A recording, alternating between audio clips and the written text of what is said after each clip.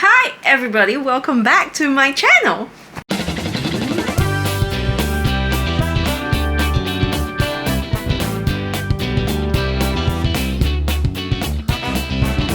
Right, hi! Thank you for being here today. I'm so glad to be back with another video, and I've had a full day of cooking and I've had a lot of fun with it. Apologies if you were looking forward to a video on Tuesday, but I was a little bit busy last week and therefore decided that one tiny break wouldn't hurt anything, in which case I am now back. So thank you very much for being here. I hope you're excited. I am. So today's book is A Simple Table by two people whose names I don't know how to pronounce properly, and I'm not going to risk it because I respect them far too much. So I will link this book in the description below and you can take a look at it if you're interested. But what I will tell you is that it's absolutely beautiful. I first bought this book in a time where I was actually going through something really rough. I was pretty much arguing every single day with my ex, so it was just sort of like a no bueno sort of situation all around, and during that time I was not taking care of myself at all. I was a wreck. I just was not happy, was busy spending all my time pandering to someone else's happiness and not my own. So this book stood out to me for that purpose. I think even then I was very much aware of the fact that I needed to start taking care of myself more. When I saw this book during one of those online book sales, I was immediately drawn to it.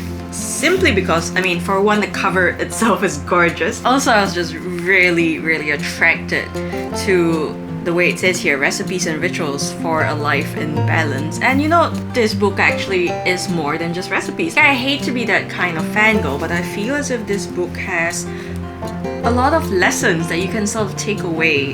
Like, sure, there are recipes and a lot of them are really just, you know, simple but delightful. It sort of inspires me to be better than what I am. Beyond the recipes, like the writers have actually added, you know, rituals as stated on the cover. So it does as it says.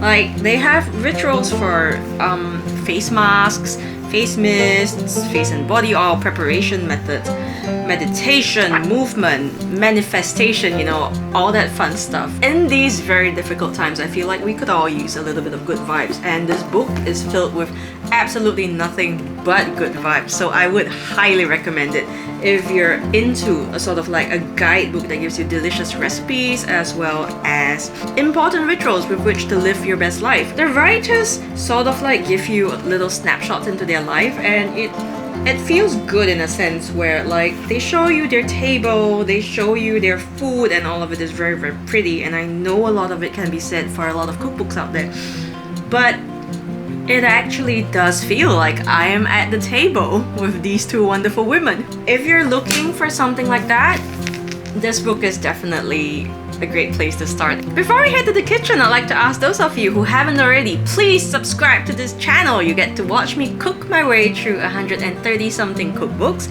and also occasionally cook stuff from movies that I like, and also occasionally cook stuff that my mother cooked, or other recipes as requested. Moving on from that, if you have anything you would like me to cook, please leave me a comment and let me know, and I will do my best to accommodate. In the meantime, leave a like, share, and you know, let your friends know that someone out here is trying to cook her way through her 100 and something cookbooks and basically paying for all her shopping sprees in a different way.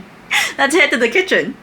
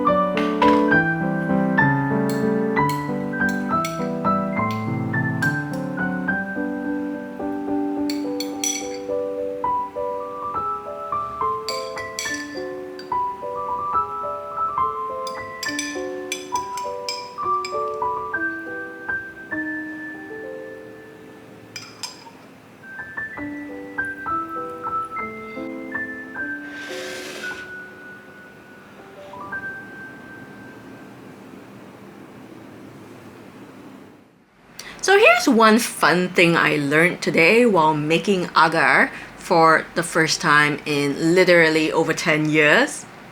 You gotta boil that shit. Growing up, my experience with making agar is a very different one from using the powder. So as a kid, my mom taught me how to make jelly using like the agar strips. So it made sense to boil that one because you needed to boil it down. But I didn't realize that you actually had to boil the powder form as well.